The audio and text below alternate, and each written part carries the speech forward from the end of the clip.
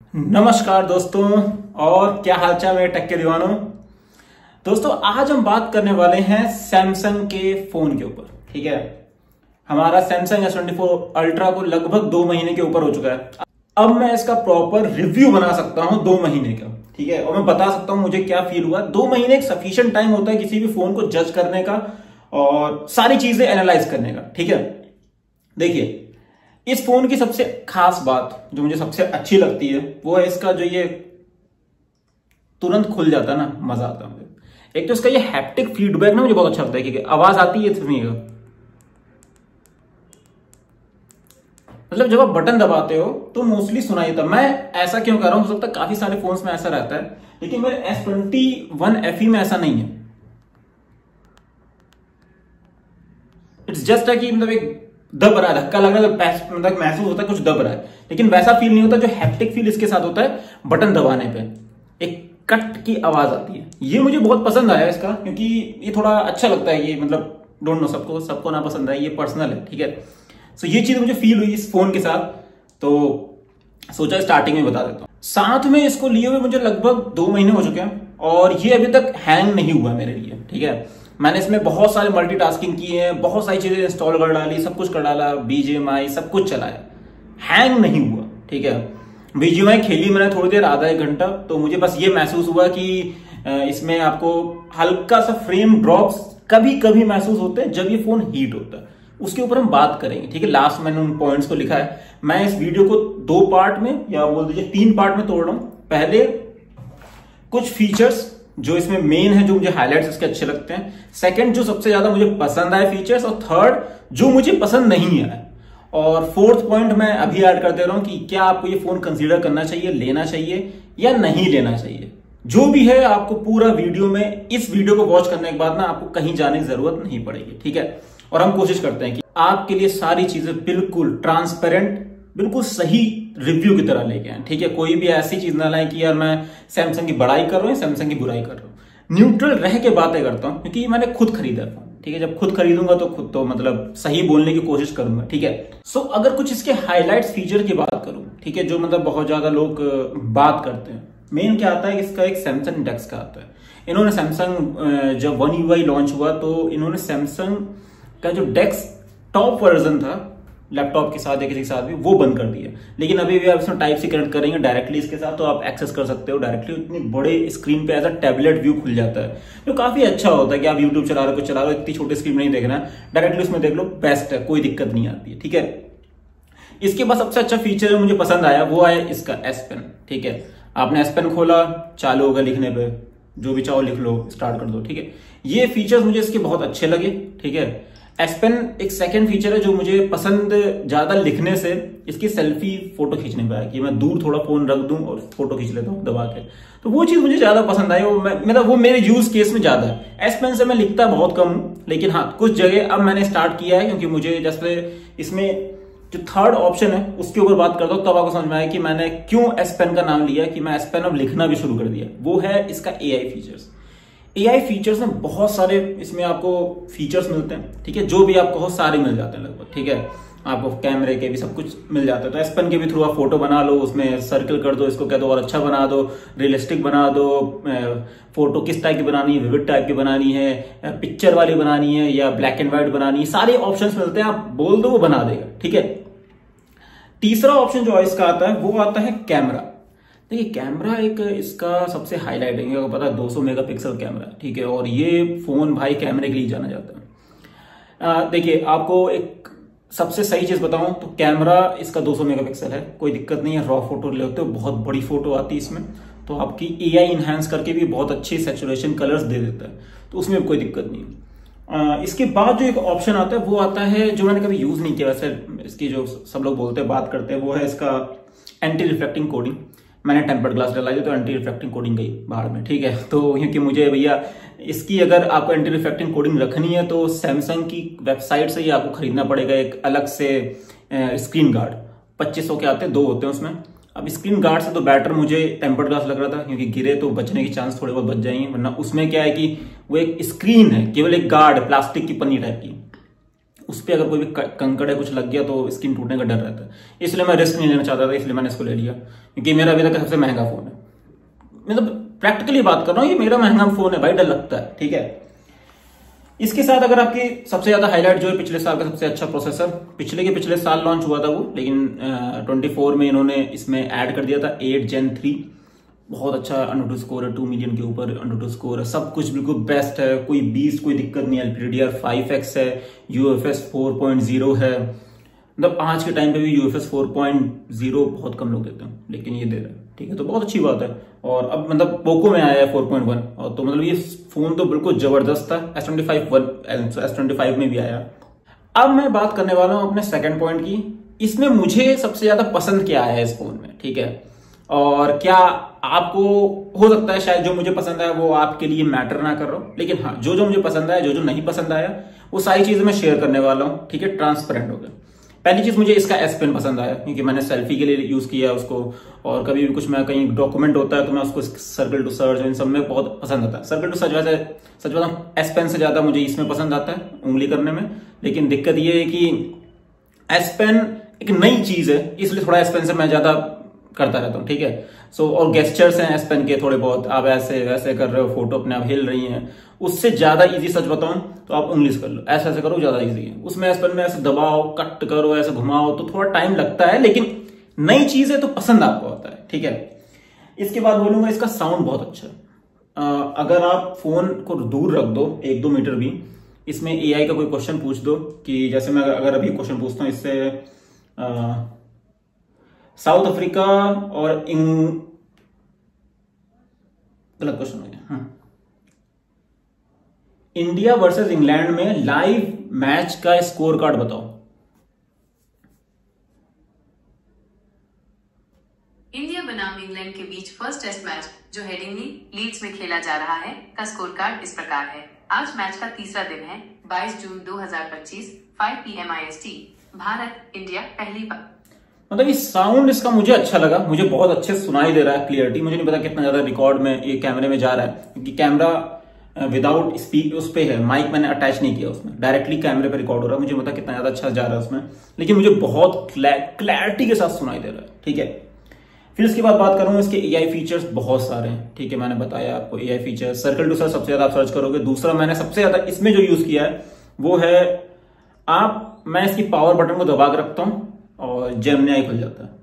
Hello Gemini, कैसे हो तुम?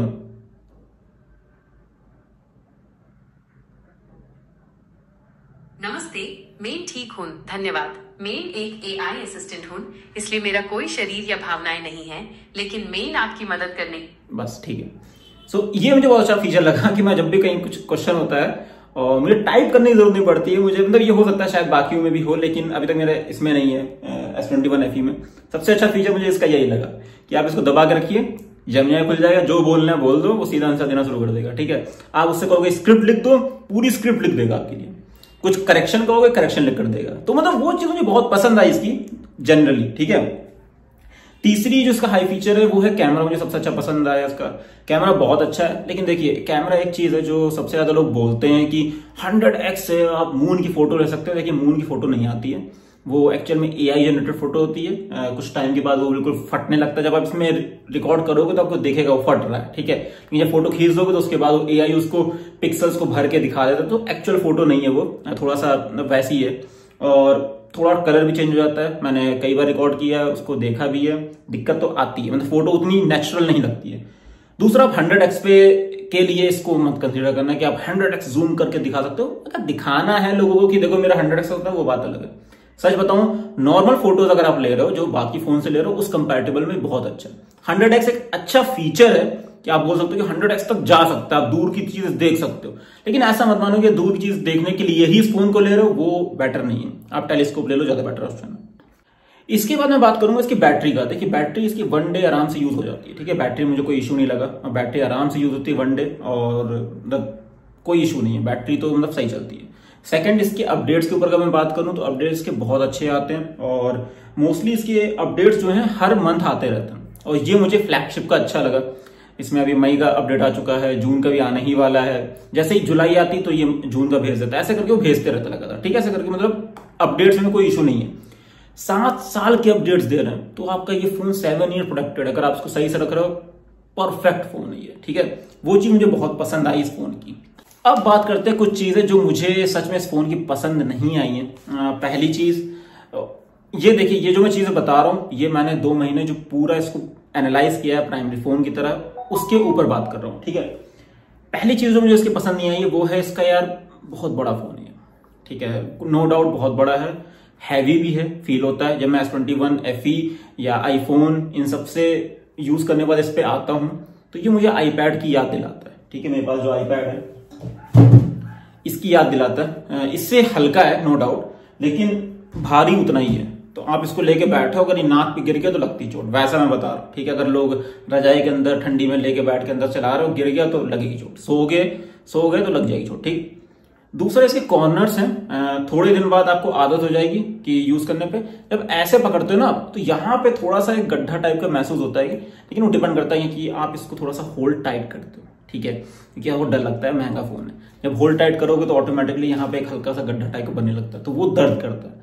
वो चीज एक है, ऐसा नहीं है अगर नॉर्मल पकड़ो, मैं ऐसे इसको ऐसे पकड़ता हूँ और ऐसे यूज करता हूँ, ठीक है। दो हाथ लगते हैं इसको यूज करने के लिए, सिंगल हैंड लिए आप इसको यूज नहीं कर सकते। बहुत बड़े हाथ है तो बात अलग है, लेकिन मेरे साथ सिंगल हैंड यूज करना इसको बहुत मुश्किल है, ठीक है। ये एक चीज थी इसकी जो मुझे लगा।